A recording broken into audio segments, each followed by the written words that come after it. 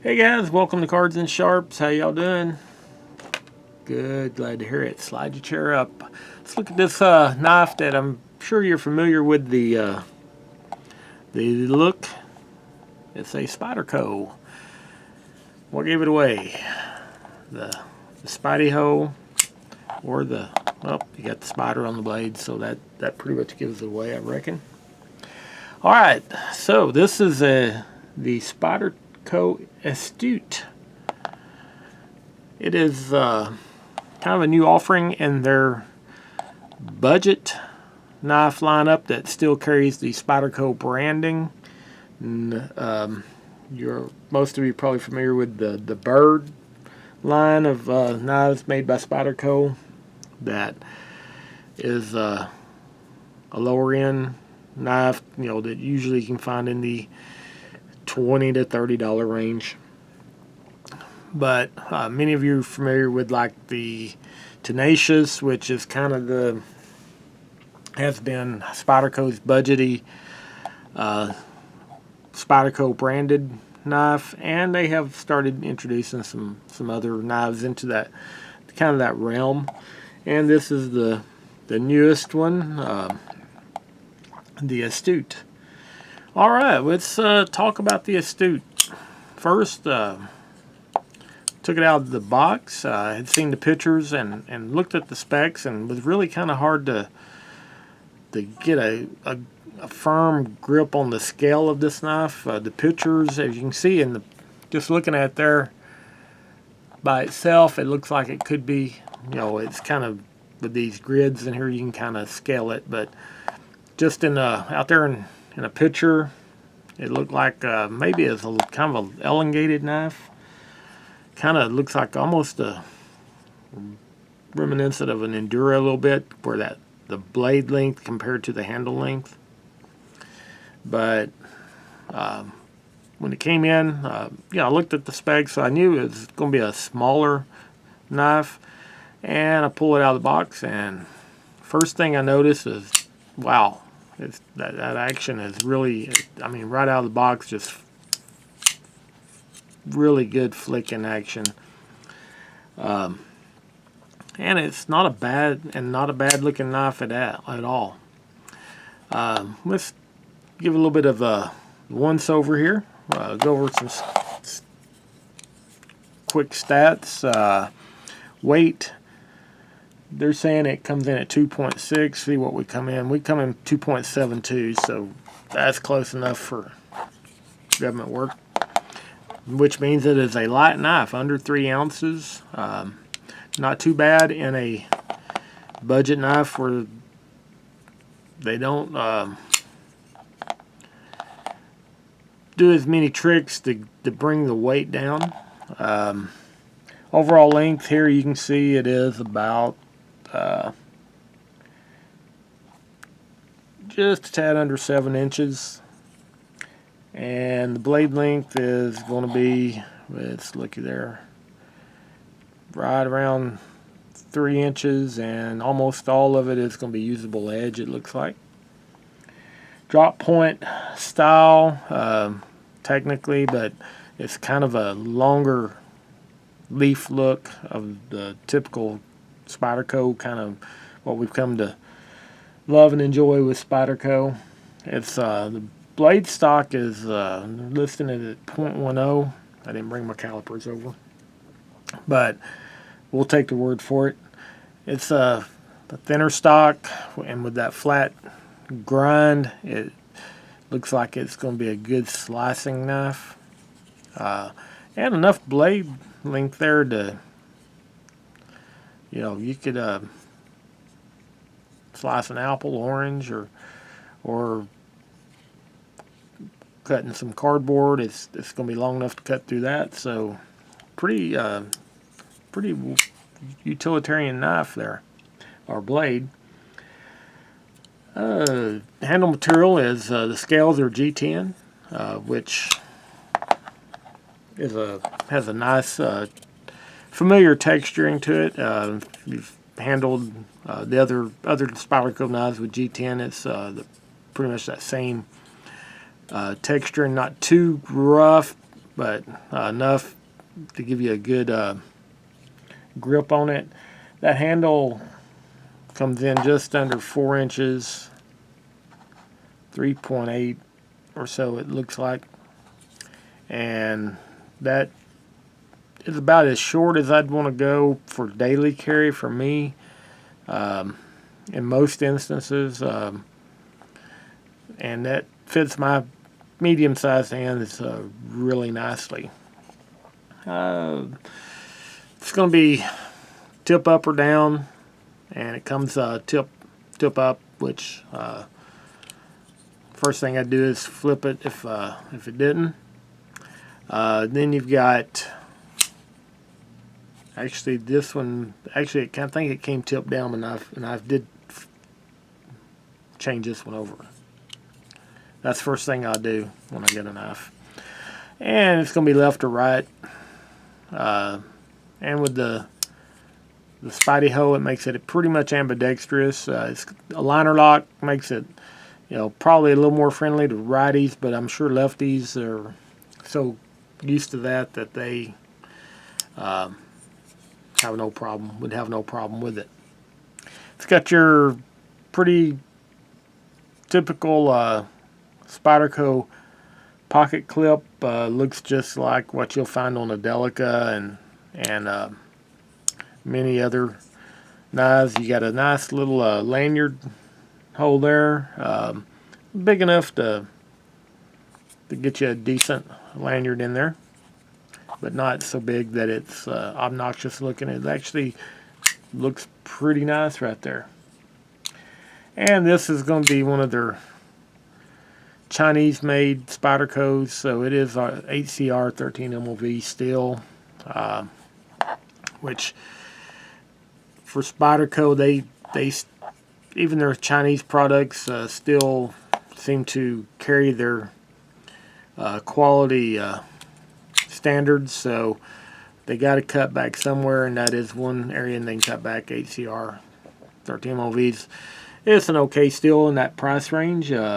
This will come in at about $45 or so retail, so we can live with that in that price range to get the other quality aspects. No problem at all there. We could have a discussion on steels one way to look at it. If you got a knife you're taking out, and if you're in a survival situation or you're out in the woods or whatnot, would you rather have a high quality steel that will probably hold an edge better, but if you have to sharpen it out in the field and you didn't carry your KME system with you, would you rather try to sharpen it or an HCR 13 MOV knife that's going to be easier to resharpen? But you wouldn't have to probably sharpen as quick in the first place, but you never know what you're going to use your knife for. You may dull that edge on that premium steel, and then you're going to be in a world of hurt trying to sharpen it out in the wild. So I guess there's different ways to look at it. Would like to have that discussion with folks sometimes, and it's fun when you're sitting around with the guys to talk about it. So it makes me not a steel snob. It depends on what I'm paying for the knife. If I'm getting up in the higher price ranges, then I expect them to use a premium steel. But for this price range, that is fine. All right. Like I said, this feels like a perfect size, perfect weight for EDC, especially in my typical daily life. I do work in an office setting, so not needing a really rugged knife in my daily life when I am working at the office. Currently working at home, as I've mentioned in some previous videos. So this would be perfect for office setting, not overly aggressive looking. It's not going to scare anybody if you have to pull it out. It doesn't take up a lot of pocket space. It's not real heavy. So I think it'd be a good knife for just general daily carry. Also in their budget line, like I said, most of you are familiar with the Tenacious. I do not have a Tenacious on me, so I do have the Emphasis, which is another entry into the Spyderco budget realm, and this will run you just a few dollars more. It's in the mid 50 range, but you're getting a lot bigger knife, so you're paying for mass on that. This is a huge knife. You can see a big size difference in that, so this is going to be for those that you want a big knife. And check out the review I did on that one not too long ago, so see what you think of it. But that kind of gives you a scale on where this one is size-wise compared to that. And also, let's compare it to size-wise to the Delica, which is going to be more of the comparison. The Delica is, the handle's around the same size. The Delica has a little more contour to the handle for gripping, so it feels the handle feels a little more bigger. But overall, their knives are real similar size. They pretty much same length. Delica is FRN, so it weighs a little less. It feels a little less heavy, not much, but if you like the Delica, this would be size-wise more in that realm. These are going to run you $20-30 cheaper than a typical Delica, so this would be one that would get you in that size range for a little less money, and has a different. It's a little more elegant looking, I think, than a Delica. Delica is a utilitarian knife. I don't think anybody's ever accused it of being the prettiest thing around. Just works really well. This is a very handsome knife, I think. And compared to this one just looks like it's big. It's a brute. Where this one's nice and slim and sleek, and maybe not gentleman carry kind of sleek, but just has a real nice, handsome look to it. Also does, profile wise, it doesn't have that high ramping that a Delica has, so I think this would be very good in the pocket, and I will be finding out, because this one, just love it, the feel of it and the action, so I will be trying this one out for sure. I just really enjoy that action on it.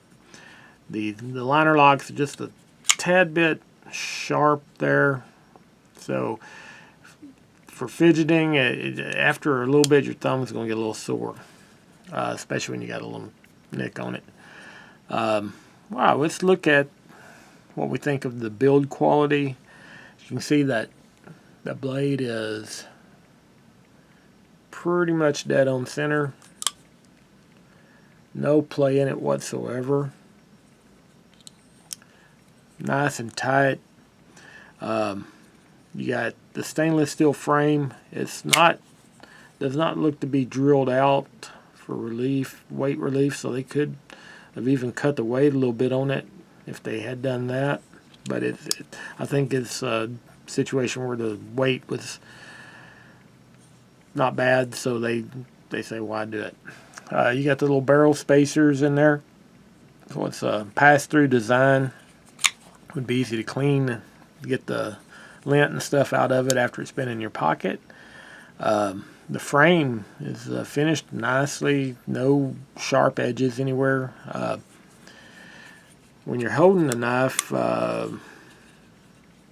maybe just you feel that clip a little bit, not really enough that I think it's going to bother you. Would like, get that little round there, would like to see some jimping right there.